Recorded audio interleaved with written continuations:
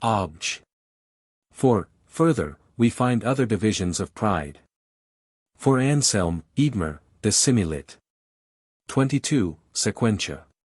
Divides the uplifting of pride, saying that there is pride of will, pride of speech, and pride of deed. Bernard, de Grad. Humil. Edi Superb. Ex Sequentia. Also reckons 12 degrees of pride, namely, curiosity, frivolity of mind, senseless mirth, boasting, singularity, arrogance, presumption, defense of one's sins, deceitful confession, rebelliousness, license, sinful habit. Now these apparently are not comprised under the species mentioned by Gregory. Therefore the latter would seem to be assigned unfittingly. On the contrary, the authority of Gregory suffices. I answer that, as stated above, a. 1, 2, 3, pride denotes a moderate desire of one's own excellence, a desire, to wit, that is not in accord with right reason. Now it must be observed that all excellence results from a good possessed. Such a good may be considered in 3 ways. First, in itself. For it is evident that the greater the good that one has, the greater the excellence that one derives from it. Hence when a man ascribes to himself a good greater than what he has, it follows that his appetite tends to his own excellence in a measure exceeding his competency, and thus we have the third species of pride. Namely, boasting of having what one has not. Secondly, it may be considered with regard to its cause, in so far as to have a thing of oneself is more excellent than to have it of another. Hence when a man esteems the good he has received of another as though he had it of himself, the result is that his appetite is borne towards his own excellence immoderately. Now one is cause of one's own good in 2 ways, efficiently and meritoriously, and thus we have the first 2 species of pride, namely, when a man thinks he has from himself that which he has from God. Or, when he believes that which he has received from above to be due to his own merits. Thirdly, it may be considered with regard to the manner of having it, in so far as a man obtains greater excellence through possessing some good more excellently than other men. The result again being that his appetite is borne inordinately towards his own excellence, and thus we have the 4th species of pride, which is, when a man despises others and wishes to be singularly conspicuous. Reply Obj. 1. A true judgment may be destroyed in 2 ways. First, universally, and thus in matters of faith, a true judgment is destroyed by unbelief. Secondly, in some particular matter of choice, and unbelief does not do this. Thus a man who commits fornication, judges that for the time being it is good for him to commit fornication, yet he is not an unbeliever, as he would be, were he to say that universally fornication is good. It is thus in the question in point, for it pertains to unbelief to assert universally that there is a good which is not from God, or that grace is given to men for their merits, whereas, properly speaking, it belongs to pride and not to unbelief. Through inordinate desire of one's own excellence, to boast of one's goods as though one had them of oneself, or of one's own merits. Reply Obj. 2. Boasting is reckoned a species of lying, as regards the outward act whereby a man falsely ascribes to himself what he has not, but as regards the inward arrogance of the heart it is reckoned by Gregory to be a species of pride. Reply Obj. 3. The ungrateful man ascribes to himself what he has from another, wherefore the first 2 species of pride pertain to ingratitude. To excuse oneself of a sin one has committed, belongs to the 3rd species, since by so doing a man ascribes to himself the good of innocence which he has not. To aim presumptuously at what is above one, would seem to belong chiefly to the 4th species, which consists in wishing to be preferred to others. Reply Obj. 4. The 3 mentioned by Anselm correspond to the progress of any particular sin, for it begins by being conceived in thought, then is uttered in word, and thirdly is accomplished in deed.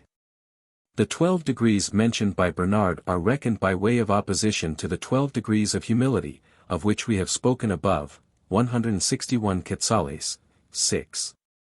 For the first degree of humility is to be humble in heart, and to show it in one's very person, one's eyes fixed on the ground, and to this is opposed curiosity, which consists in looking around in all directions curiously and inordinately.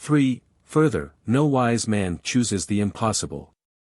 Now the first man was endowed with wisdom, according to Eccles. 17:5, he filled them with the knowledge of understanding. Since then every sin consists in a deliberate act of the appetite, namely choice, it would seem that the first man did not sin by coveting something impossible. But it is impossible for man to be like God, according to the saying of Ex. 15:11, who is like to thee among the strong, O Lord? Therefore the first man did not sin by coveting God's likeness. On the contrary, Augustine commenting on Psalm 68 verse 5, in Ps. 68, then did I restore, pay, that which I took not away, says, Adam and Eve wished to rob the Godhead and they lost happiness. I answer that, likeness is twofold. One is a likeness of absolute equality, cfi, 93 quetzales, a. 1, and such a likeness to God our first parents did not covet, since such a likeness to God is not conceivable to the mind, especially of a wise man. The other is a likeness of imitation, such as is possible for a creature in reference to God, in so far as the creature participates somewhat of God's likeness according to its measure. For Dionysius says, Div Nam. 9. The same things are like and unlike to God, like, according as they imitate him, as far as he can be imitated, unlike, according as an effect falls short of its cause. Now every good existing in a creature is a participated likeness of the first good. Wherefore from the very fact that man coveted a spiritual good above his measure, as stated in the foregoing article, it follows that he coveted God's likeness inordinately. It must, however, be observed that the proper object of the appetite is a thing not possessed. Now spiritual good, in so far as the rational creature participates in the divine likeness, may be considered in reference to three things. First, as to natural being, and this likeness was imprinted from the very outset of their creation, both on man, of whom it is written, Genesis 1 verse 26, that God made man to his image and likeness, and on the angel, of whom it is written, Isaac. 28:12, thou wast the seal of resemblance. Secondly, as to knowledge, and this likeness was bestowed on the angel at his creation, wherefore immediately after the words just quoted, thou wast the seal of resemblance, we read, full of wisdom. But the first man, at his creation, had not yet received this likeness actually but only in potentiality.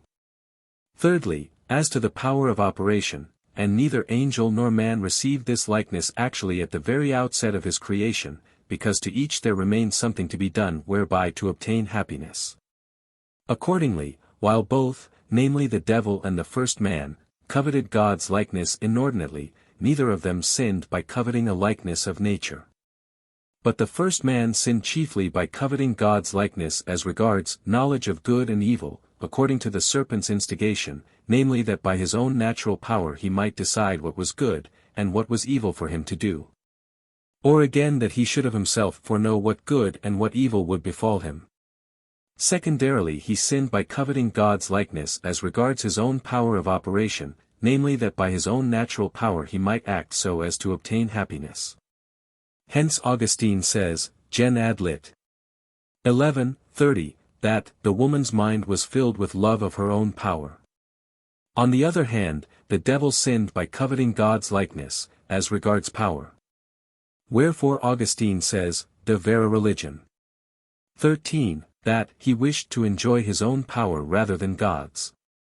Nevertheless both coveted somewhat to be equal to God, in so far as each wished to rely on himself in contempt of the order of the divine rule. Reply Obj. 1. This argument considers the likeness of nature, and man did not sin by coveting this, as stated. Reply Obj. 2. It is not a sin to covet God's likeness as to knowledge, absolutely. But to covet this likeness inordinately, that is, above one's measure, this is a sin. Hence Augustine commenting on Psalm 70 verse 18, O God, who is like thee? Says, he who desires to be of himself, even as God is of no one, wishes wickedly to be like God. Thus did the devil, who was unwilling to be subject to him, and man who refused to be, as a servant,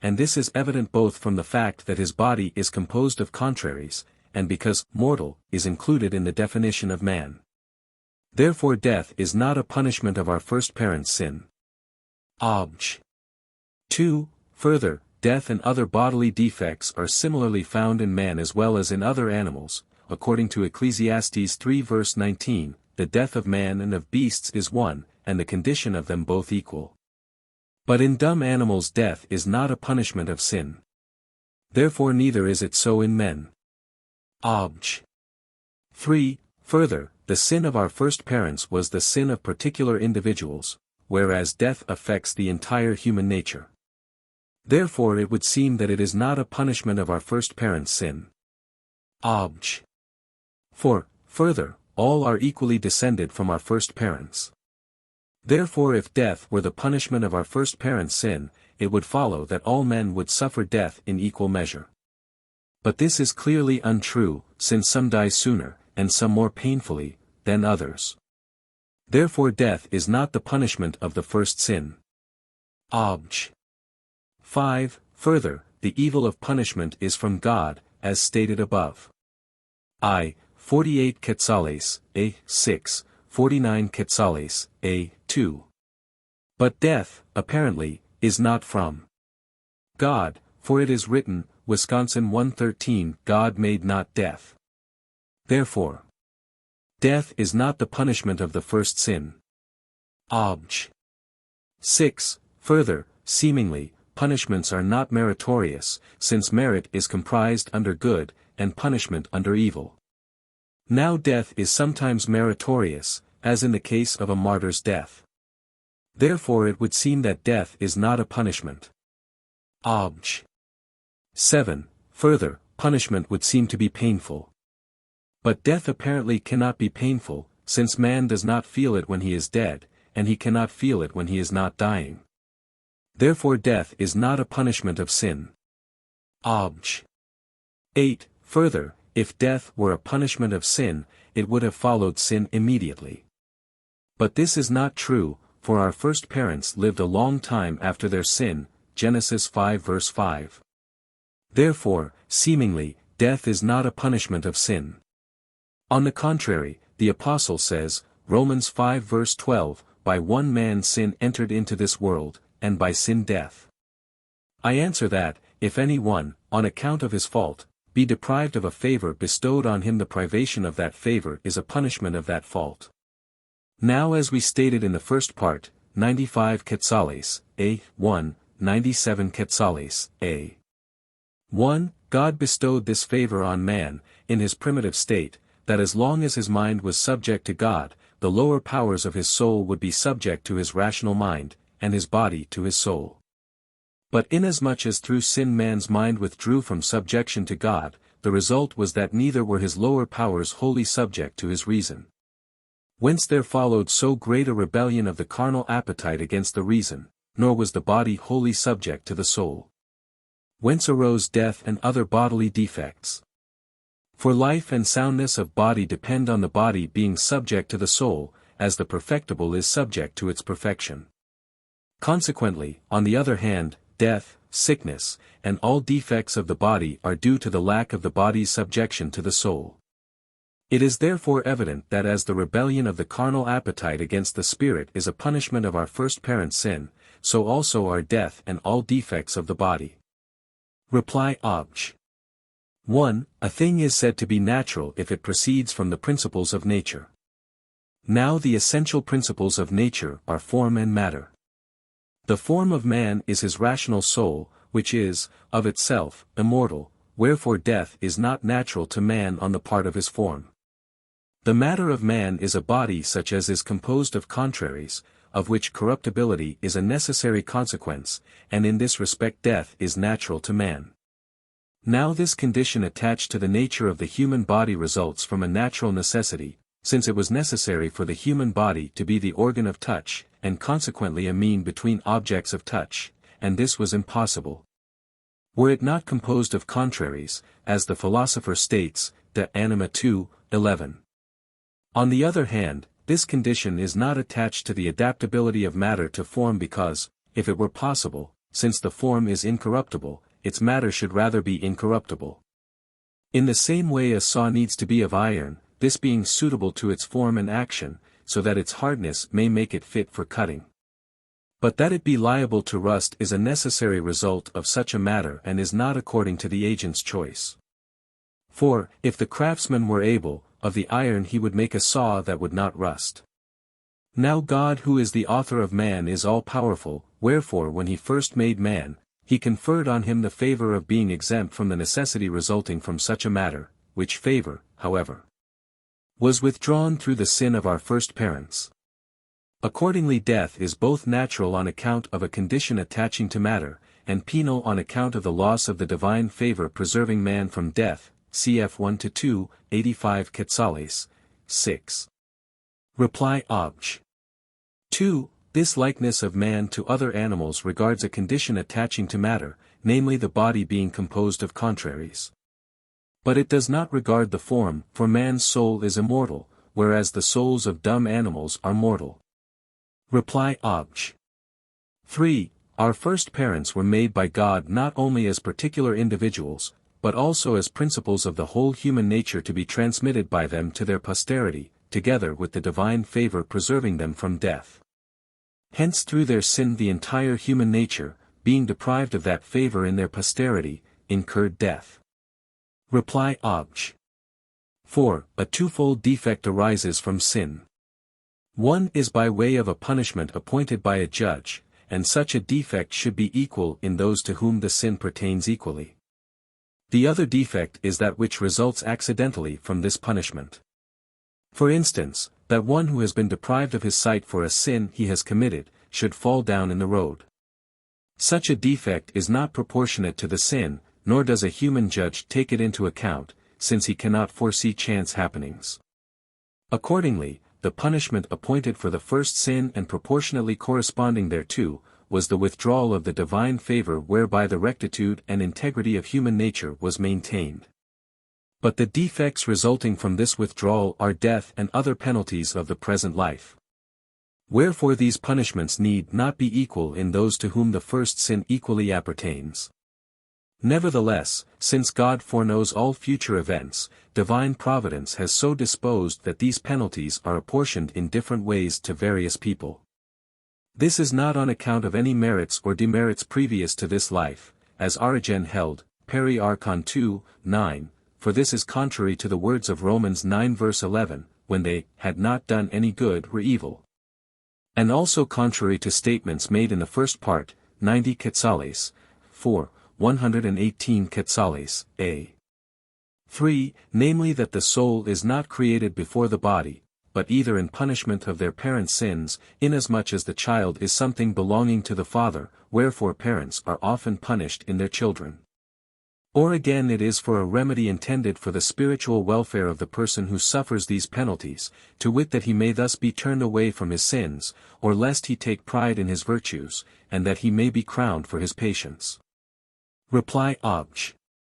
5. Death may be considered in two ways.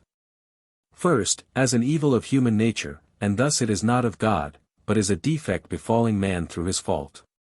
Secondly, as having an aspect of good, namely as being a just punishment, and thus it is from God. Wherefore Augustine says, Retract. I, 21, that God is not the author of death, except in so far as it is a punishment. Reply Obj. 6. As Augustine says, De Civ, Day 13, 5, just as the wicked abuse not only evil but also good things, so do the righteous make good use not only of good but also of evil things. Hence it is that both evil men make evil use of the law, though the law is good, while good men die well, although death is an evil. Wherefore inasmuch as holy men make good use of death, their death is to them meritorious. Reply Obj. 7. Death may be considered in two ways. First, as the privation of life, and thus death cannot be felt, since it is the privation of sense and life. In this way it involves not pain of sense but pain of loss. Secondly, it may be considered as denoting the corruption which ends in the aforesaid privation. Now we may speak of corruption even as of generation in two ways,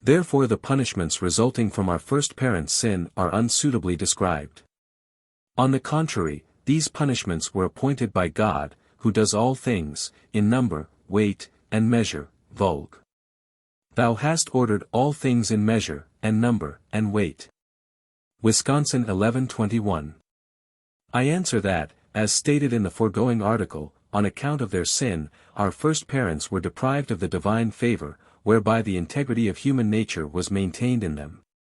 And by the withdrawal of this favor human nature incurred penal defects. Hence they were punished in two ways. In the first place by being deprived of that which was befitting the state of integrity, namely the place of the earthly paradise, and this is indicated, Gen. 3:23, where it is stated that, God sent him out of the paradise of pleasure. And since he was unable, of himself, to return to that state of original innocence, it was fitting that obstacles should be placed against his recovering those things that were befitting his original state. Namely food, lest he should take of the tree of life, and place. For God placed before paradise cherubim, and a flaming sword. Secondly, they were punished by having appointed to them things befitting a nature bereft of the aforesaid favor, and this as regards both the body and the soul. With regard to the body, to which pertains the distinction of sex, one punishment was appointed to the woman and another to the man. To the woman punishment was appointed in respect of two things on account of which she is united to the man. And these are the begetting of children, and community of works pertaining to family life. As regards the begetting of children, she was punished in two ways, first in the weariness to which she is subject while carrying the child after conception, and this is indicated in the words, Gen. 3:16, I will multiply thy sorrows, and thy conceptions, secondly, in the pain which she suffers in giving birth, and this is indicated by the words, Genesis 3:16, in sorrow shalt thou bring forth.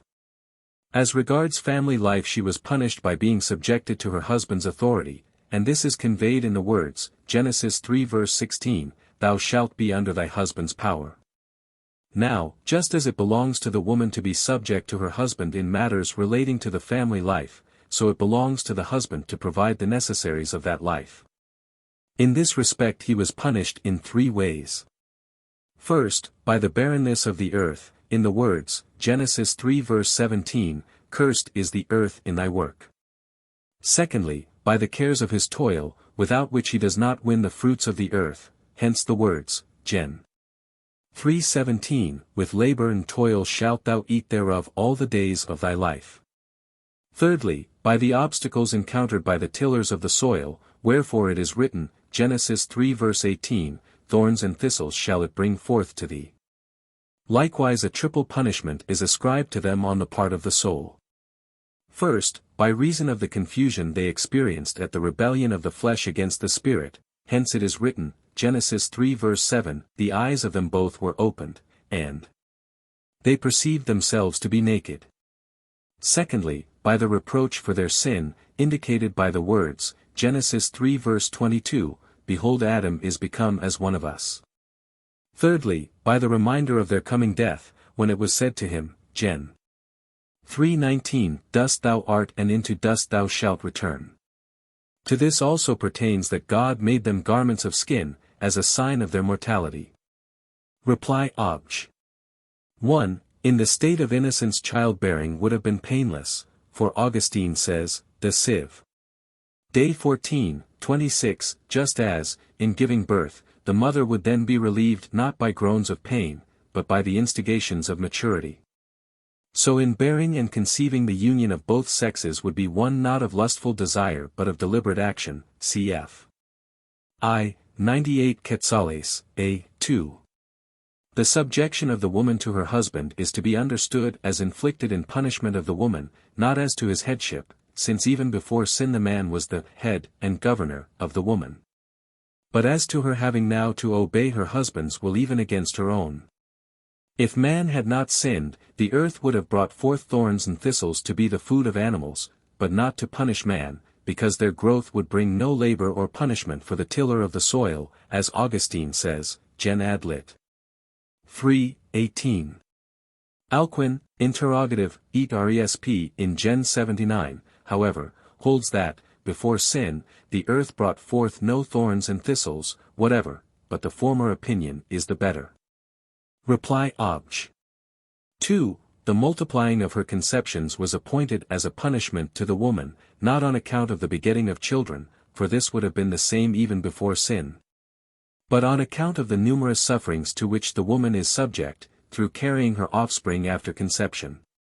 Hence it is expressly stated, I will multiply thy sorrows, and thy conceptions. Reply Obj. 3. These punishments affect all somewhat. For any woman who conceives must needs suffer sorrows and bring forth her child with pain, except the blessed Virgin, who, conceived without corruption, and bore without pain, Saint Bernard, Serm. In Dom, in F. October. Assum. B.V.M. Because her conceiving was not according to the law of nature, transmitted from our first parents. And if a woman neither conceives nor bears, she suffers from the defect of barrenness, which outweighs the aforesaid punishments. Likewise whoever tills the soil must needs eat his bread in the sweat of his brow, while those who do not themselves work on the land, are busied with other labors. For, man is born to labor, Job 5 verse 7, and thus they eat the bread for which others have labored in the sweat of their brow. Reply Obj. 4. Although the place of the earthly paradise avails not man for his use, it avails him for a lesson. Because he knows himself deprived of that place on account of sin, and because by the things that have a bodily existence in that paradise, he is instructed in things pertaining to the heavenly paradise, the way to which is prepared for man by Christ. Reply Obj. 5. Apart from the mysteries of the spiritual interpretation, this place would seem to be inaccessible, chiefly on account of the extreme heat in the middle zone by reason of the nighness of the sun. This is denoted by the flaming sword, which is described as turning every way, as being appropriate to the circular movement that causes this heat. And since the movements of corporal creatures are set in order through the ministry of the angels, according to Augustine, De Trin. 3:4, it was fitting that, besides the sword turning every way, there should be cherubim, to keep the way of the tree of life. Hence Augustine says, Gen. ad lit. 11:40, it is to be believed that even in the visible paradise this was done by heavenly powers indeed, so that there was a fiery guard set there by the ministry of angels. Reply Obj. 6. After sin, if man had eaten of the tree of life, he would not thereby have recovered immortality, but by means of that beneficial food he might have prolonged his life. Hence in the words, and live forever, signifies, for a long time. For it was not expedient for man to remain longer in the unhappiness of this life.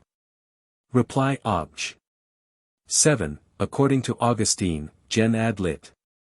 11:39, these words of God are not so much a mockery of our first parents as a deterrent to others, for whose benefit these things are written, lest they be proud likewise, because Adam not only failed to become that which he coveted to be, but did not keep that to which he was made. Reply Obj. 8. Clothing is necessary to man in his present state of unhappiness for two reasons. First, to supply a deficiency in respect of external harm caused by, for instance, extreme heat or cold. Secondly, to hide his ignominy and to cover the shame of those members wherein the rebellion of the flesh against the spirit is most manifest. Now these two motives do not apply to the primitive state. Because then man's body could not be hurt by any outward thing, as stated in the first part, 97 Quetzales, 2, nor was there in man's body anything shameful that would bring confusion on him. Hence it is written, Gen. 2:23, and they were both naked, to wit Adam and his wife, and were not ashamed. The same cannot be said of food, which is necessary to entertain the natural heat, and to sustain the body. Reply Obj. 9, as Augustine says, Gen. ad lit. 11:31, we must not imagine that our first parents were created with their eyes closed, especially since it is stated that the woman saw that the tree was fair, and good to eat. Accordingly the eyes of both were opened so that they saw and thought on things which had not occurred to their minds before. This was a mutual concupiscence such as they had not hitherto.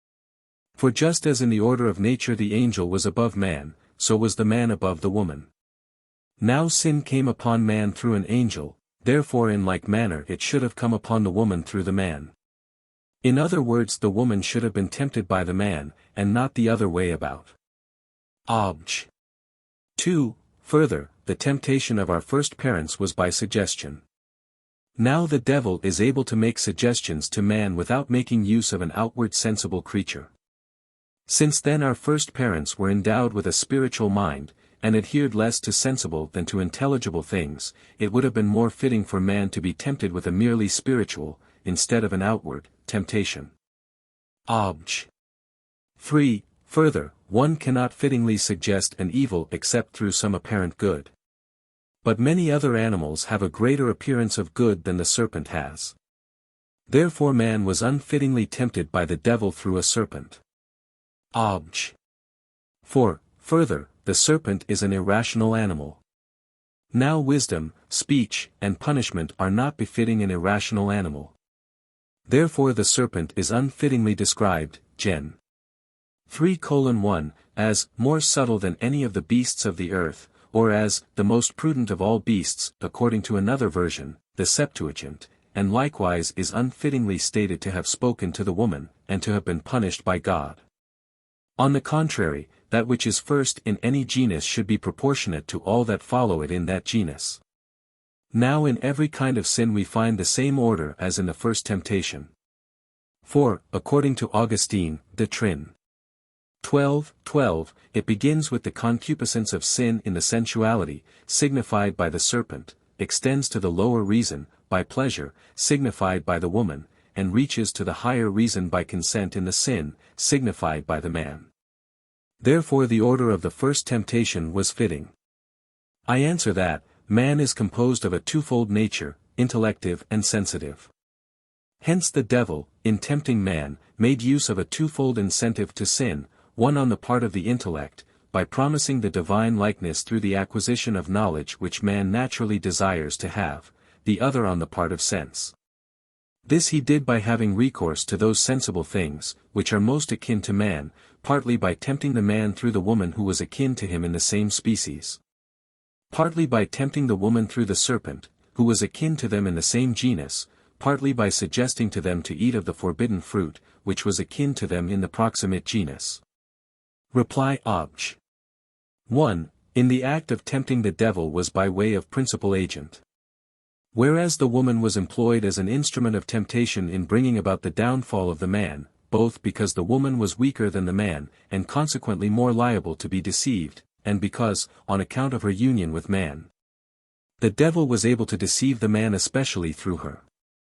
Now there is no parity between principal agent and instrument, because the principal agent must exceed in power, which is not requisite in the instrumental agent. Reply Obj. 2. A suggestion whereby the devil suggests something to man spiritually, shows the devil to have more power against man than outward suggestion has, since by an inward suggestion, at least, man's imagination is changed by the devil, cf.